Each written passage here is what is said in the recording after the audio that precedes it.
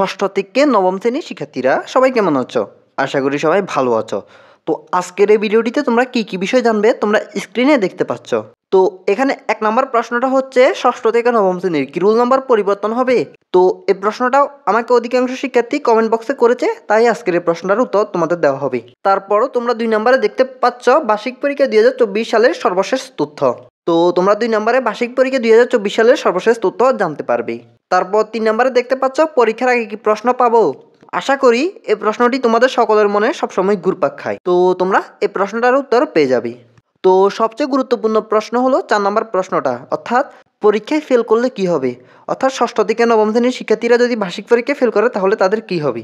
তো তোমরা এই প্রশ্নটার উত্তর পেয়ে যাবে। তো এই গুরুত্বপূর্ণ ৪টি প্রশ্নের উত্তর দেওয়ার আগে তোমাদের আরেকটি গুরুত্বপূর্ণ কথা আগেই জানিয়ে দিই। তোমরা অর্থাৎ ষষ্ঠ থেকে নবম শ্রেণীর শিক্ষার্থীরা এই চ্যানেলটিতে বার্ষিক পরীক্ষার আগের রাত কিছু সাজেশন পাবে। তো যারা এই সাজেশনগুলো পেতে চাও তারা চ্যানেলটি অবশ্যই সাবস্ক্রাইব করে রাখো, যাতে আমি সেগুলো ইউটিউবে আপলোড দিলে তোমাদের কাছে নোটিফিকেশন পৌঁছে যায়। তো আমাদের প্রথম প্রশ্নটা হলো, রুল নাম্বার কি পরিবর্তন হবে? যেহেতু ষষ্ঠ থেকে নবম শ্রেণীর ২০২৪ সালের বার্ষিক পরীক্ষা একটি নতুন নিয়মে হবে, তো শিক্ষার্থীদের মনে একটি প্রশ্ন, সেটা হলো বার্ষিক পরীক্ষা দিয়ে পরবর্তী শ্রেণীতে উঠলে তাদের কি রুল নাম্বার, অর্থাৎ বর্তমানে যে রুল নাম্বারটা আছে সেটি কি পরিবর্তন হবে? তো শিক্ষার্থীরা তোমাদের রুল নাম্বার পরিবর্তন হবে। তোমরা বার্ষিক পরীক্ষায় যে ফলাফল করবে তার ভিত্তিতে তোমাদের পরবর্তী শ্রেণীতে রুল নাম্বার নির্ধারণ করা হবে।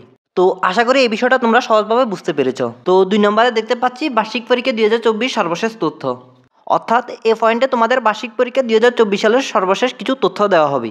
বর্তমানে ষষ্ঠ থেকে নবম শ্রেণীর ২০২৪ সালের যে বার্ষিক পরীক্ষাটা হবে, সে বার্ষিক পরীক্ষাটা ষষ্ঠ থেকে নবম শ্রেণীর অধিকাংশ শিক্ষার্থী মেনে নিতে পারছে না, এবং আরও কিছুদিন আগে অধিকাংশ শিক্ষার্থী বার্ষিক পরীক্ষাটা বাতিলের জন্য আন্দোলনও করেছিল, কিন্তু কোনো লাভ হয়নি। তো এখন বার্ষিক পরীক্ষার সর্বশেষ তথ্য হলো এটা যে বার্ষিক পরীক্ষা সম্পর্কে এনসিটিভি থেকে কোনো প্রতিক্রিয়া দেখা যায়নি, আশা করি আর দেখা যাওয়ার সম্ভাবনাও নেই।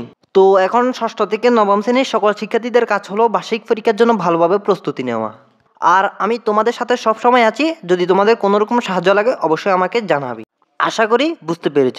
তো ৩ নম্বর প্রশ্নটা হলো, বার্ষিক পরীক্ষার আগে কি প্রশ্ন পাবো?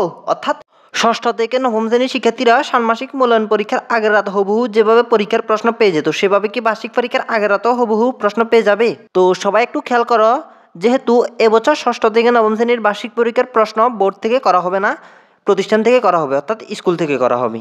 তো পরীক্ষার প্রশ্ন তৈরি করবেন শিক্ষকরা। তবে এক্ষেত্রে আরেকটি বিষয় হলো, তোমরা ষান্মাসিক মূল্যায়ন পরীক্ষার আগের রাত হুবহু যেভাবে প্রশ্ন পেয়ে যেতে, সেভাবে বার্ষিক পরীক্ষার আগের রাত না পেলেও, অর্থাৎ হুবহু প্রশ্ন না পেলেও তোমরা বার্ষিক পরীক্ষার আগের রাত কিছুটা মিল থাকা প্রশ্ন পেয়ে যাবে আমাদের এই চ্যানেলটিতে।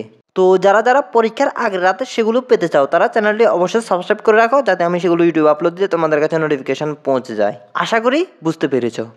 তারপর ৪ নম্বর প্রশ্নটা হলো, পরীক্ষায় ফেল করলে কি হবে? পরীক্ষায় ফেল করলে কি পরবর্তী শ্রেণীতে উত্তীর্ণ করা হবে?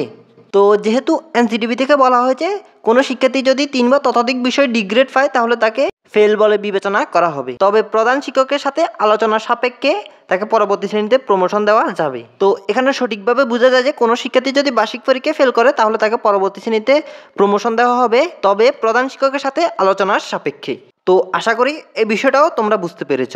তো আজকের ভিডিওটি ছিল এটুকু, আশা করি তোমাদের কাছে ভালো লেগেছে। যদি ভালো লাগে থাকে তাহলে ভিডিওতে অবশ্যই একটি লাইক দিবে। দেখা হবে পরবর্তী কোনো নতুন ভিডিওতে। সবাই ভালো থেকো, আল্লাহ হাফেজ।